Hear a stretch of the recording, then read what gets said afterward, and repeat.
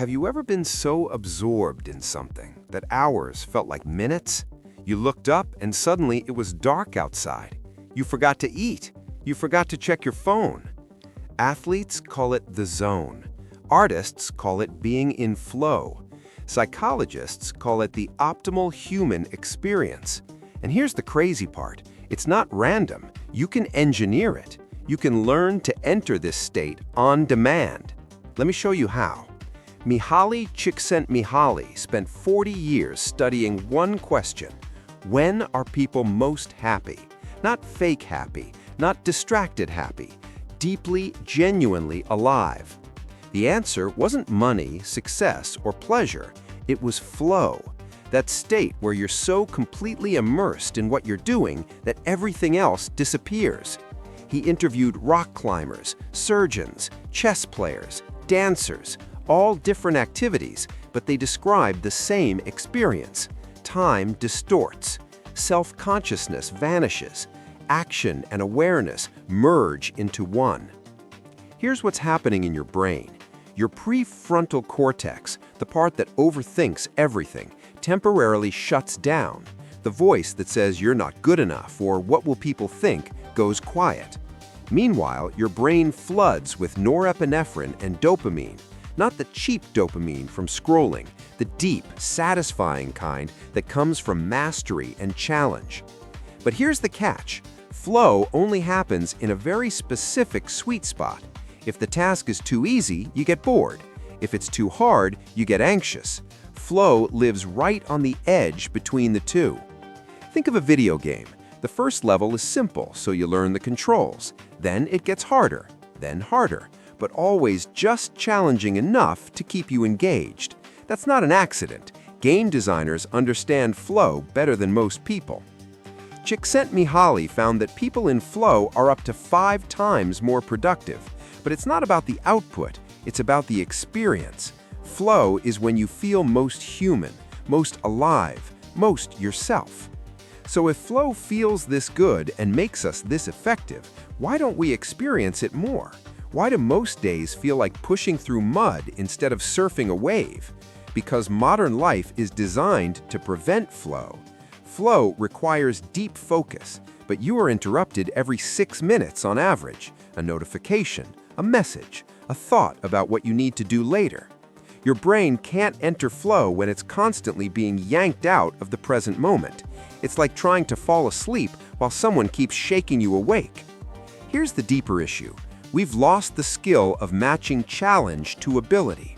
You take on projects that are way too hard and feel overwhelmed, or you do tasks that are way too easy and feel dead inside. Think of your workday. How much of it is genuinely challenging in a good way?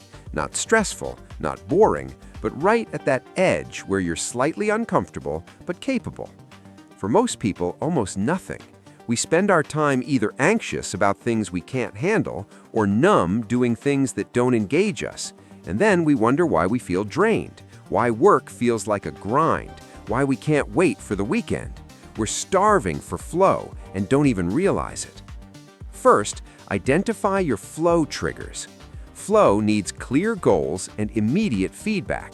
You need to know what you're doing and whether it's working in real time. This is why video games are so addictive. You shoot the enemy, you see the points. You finish the level, you unlock the reward. Instant feedback loop. Apply this to your work. Break big, vague projects into small, clear tasks. Not work on presentation, but write the opening hook or design slide 3. Make the goal concrete. Make the feedback visible. Second, eliminate every possible distraction before you start. Phone on airplane mode. Browser tabs closed. Door shut. Tell your brain for the next 90 minutes, nothing else exists. Flow takes about 15 minutes to kick in, but one interruption resets the clock. Protect those first 15 minutes like your life depends on it, because your best work does.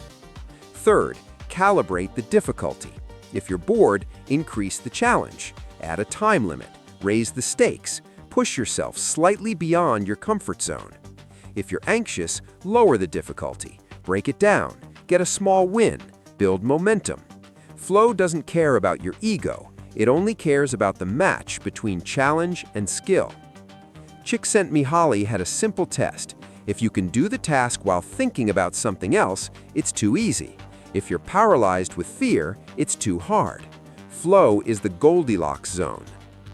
Here's what nobody tells you. Flow isn't a luxury. It's not something you do after you finish your real work. Flow is the real work. Those moments when you're fully present, fully alive, fully engaged. That's not a break from life. That's what life is supposed to feel like. The musicians, the coders, the writers, the builders who love what they do, they're not special. They've just figured out how to spend more time in flow. Stop waiting for motivation. Stop waiting for inspiration. Engineer the conditions. Match the challenge to your skill.